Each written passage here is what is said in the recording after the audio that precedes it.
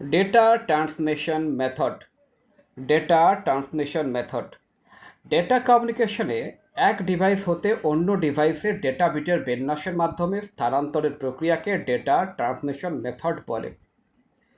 বিটের বিন্যাসের উপর ভিত্তি করে ডেটা ট্রান্সমিশন মেথডকে প্যারালাল ডেটা ট্রান্সমিশন এবং সিরিয়াল ডেটা ট্রান্সমিশন এই দুভাবে ভাগ করা হয়েছে।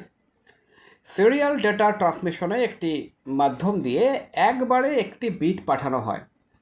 প্যারালাল ডেটা ট্রান্সমিশনে অনেকগুলো মাধ্যম দিয়ে একবারে একসাথে অনেক বিট পাঠানো হয়।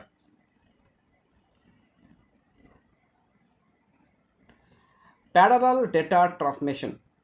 প্যারালাল ডেটা ট্রান্সমিশনে একসাথে ডেটা ট্রান্সমিশন করার জন্য অনেক ডেটা লাইনের সাথে প্রেরক ও গ্রাহক যন্ত্র পরস্পরের সাথে সমন্বয় করার জন্য একটি বা দুটি কন্ট্রোল লাইনও থাকে। বিটগুলো ঠিক একই সময়ে একই সাথে স্থানান্তরিত হয়। কম্পিউটারের ভেতরের সার্কিটে যেহেতু ডেটাগুলো প্যারালাল পদ্ধতিতে কাজ করে, সেজন্য প্যারালাল ডেটা ট্রান্সমিশনই তার স্বাভাবিক বিন্যাস।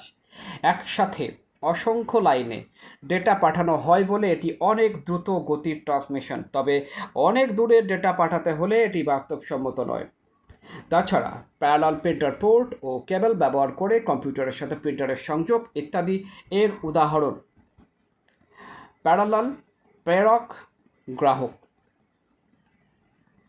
Serial data transmission. চিত্র: প্যারালাল এবং সিরিয়াল ডেটা কমিউনিকেশন। সিরিয়াল, প্রেরক, গ্রাহক। এই ট্রান্সমিশনে যে কোনো দূরত্বে অবস্থিত প্রেরক এবং প্রাপকের মধ্যে ধারাবাহিকভাবে এক বিটের পর অপর একটি বিট স্থানান্তরিত করা হয়। এটি একটি নির্ভরযোগ্য পদ্ধতি, কেননা এতে পূর্ববর্তী ডেটা বিট প্রেরণের পর অপরটি প্রেরিত হয়। একটি মাত্র তার ব্যবহার হয় বলে যন্ত্রপাতি তুলনামূলকভাবে সহজ ও সাশ্রয়ী। পাশাপাশি অনেক তার নেই বলে নিজেদের ভেতর নয়েজের প্রভাব কম। কম্পিউটার এবং প্রায় সকল ডিভাইসে আজকাল যে USB universal serial bus port দেখা যায়, সেটি সিরিয়াল ট্রান্সমিশনের উদাহরণ। প্রেরক যে সময়ে ডেটা প্রেরণ করবে, গ্রাহক ঠিক একই সময়ে ডেটা গ্রহণ করবে। এক্ষেত্রে প্রেরক ও গ্রাহকের ক্লক একই রকম থাকতে হয়। এজন্য সিরিয়াল পদ্ধতিতে ডেটা স্থানান্তরের সময় প্রেরক এবং গ্রাহকের দুটি ডিভাইসকেই ক্লক ব্যবহার করতে হয়। ক্লকের প্রতি পালসে একটি করে বিট প্রেরণ এবং গ্রহণ করা হয়। ক্লক পালস বলতে একটি ক্লক সংকেতের সক্রিয় অবস্থাকে বোঝানো হয়েছে। এই ক্লক ব্যবহার করে বিটের শুরু ও শেষ বোঝার জন্য একটি বিশেষ পদ্ধতি ব্যবহৃত হয়, যাকে বিট সিনক্রোনাইজেশন বলে। বিট সিনক্রোনাইজেশনের কারণেই প্রাপক সিগন্যাল থেকে ডেটা শনাক্ত এবং পুনরুদ্ধার করতে পারে।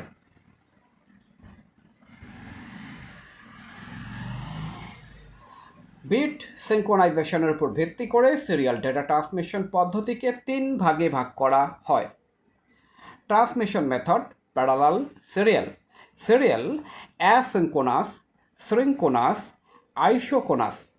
চিত্র: তিন ধরনের সিরিয়াল ডেটা কমিউনিকেশন। এক, asynchronous transmission, asynchronous transmission, synchronous transmission, synchronous transmission ও isochronous transmission, isochronous transmission. Asynchronous transmission. Asynchronous transmission. Asynchronous ট্রান্সমিশনে ডেটা ক্যারেক্টার, বর্ণ, সংখ্যা বা চিহ্ন ফরম্যাটে হয়ে থাকে। প্রতিবারে একটি করে ক্যারেক্টার ট্রান্সমিট করে। প্রতিটি ক্যারেক্টার 8 বিটের হয়ে থাকে। অ্যাসিনক্রোনাস ট্রান্সমিশনে প্রেরক যখন খুশি তখন ডেটা প্রেরণ করতে পারে। গ্রাহক সবসময় সেই ডেটা গ্রহণ করার জন্য প্রস্তুত থাকে। শুধু তাই নয়, একবার ডেটা পাঠিয়ে তার পরবর্তী সময় আরেকবার ডেটা পাঠানোর মাঝখানে যতক্ষণ ইচ্ছা ততক্ষণ সময় নেওয়া যায়।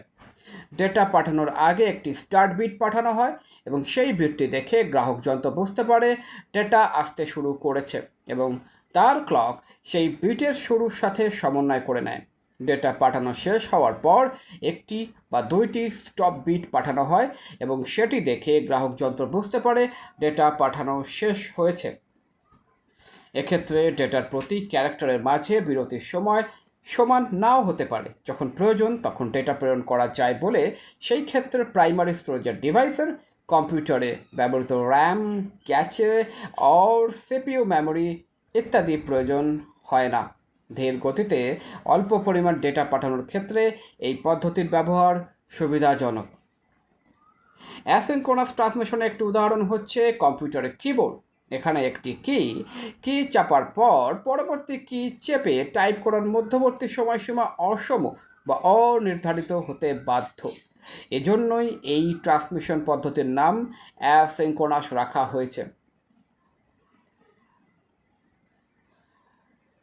প্রেরক, সেন্ডার, প্রাপক, রিসিভার, ডেটা প্রবাহ, direction of data flow, stop bits, start bits, বিরতিকাল, ডিলে টাইম। সিনক্রোনাস ডেটা ট্রান্সমিশনকে বলা হয় বিরতিহীন ডেটা ট্রান্সমিশন। এই পদ্ধতিতে বিরতিহীনভাবে প্রেরক যন্ত্র থেকে গ্রাহক যন্ত্রের ডেটা পাঠানো হয়। যেহেতু প্রেরিত ডেটা ব্যবহার করে গ্রাহক যন্ত্র তার ক্লককে সমন্বিত করে, তাই প্রেরণ করার জন্য ডেটা না থাকলেও আইডল সিকোয়েন্স হিসেবে পূর্ব নির্ধারিত ডেটা পাঠানো হয়। সিনক্রোনাস ডেটা ট্রান্সমিশন পদ্ধতিতে প্রেরক স্টেশনে প্রথমে ডেটাকে প্রাইমারি স্টোরেজে, কম্পিউটারে ব্যবহৃত RAM, cache or CPU memory ইত্যাদি সংরক্ষণ করে ডেটার ক্যারেক্টারগুলোকে ব্লক বা ফ্রেম আকারে ভাগ করে নেয়। প্রতিবার একটি করে ব্লক বা ফ্রেম ক্লকের সাথে সমন্বয় করে সমান বিরতি দিয়ে প্রেরণ করা হয়।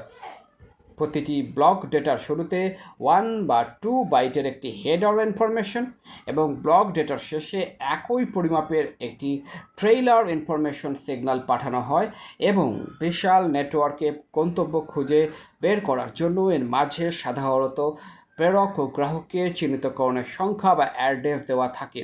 গ্রাহক যন্ত্র এই হেডার সিগন্যাল ব্যবহার করে প্রেরকের ক্লক স্পিডের সাথে সিনক্রোনাইজ বা সমন্বিত করে ট্রেইলার ব্লকের শেষ নির্দেশ করে এবং কোনো ক্ষেত্রে ব্লকের ভেতরকার ভুল নির্ণয় এবং সংশোধনে সহায়তা করে। প্রযুক্তিগতভাবে পদ্ধতি অপেক্ষাকৃত জটিল এবং ব্যয়বহুল হলেও বেশি ব্যান্ডউইথের ডেটা দূরবর্তী স্থানে পাঠানোর জন্য একটি ব্যাপকভাবে ব্যবহৃত হয়। তাই বড় ধরনের নেটওয়ার্ক সহ mobile phone network, TV network ইত্যাদি ক্ষেত্রে এটি অপরিহার্য। প্রেরক, সেন্ডার, প্রাপক, রিসিভার, ডেটা প্রবাহের দিক, ডিরেকশন অফ ফ্লো,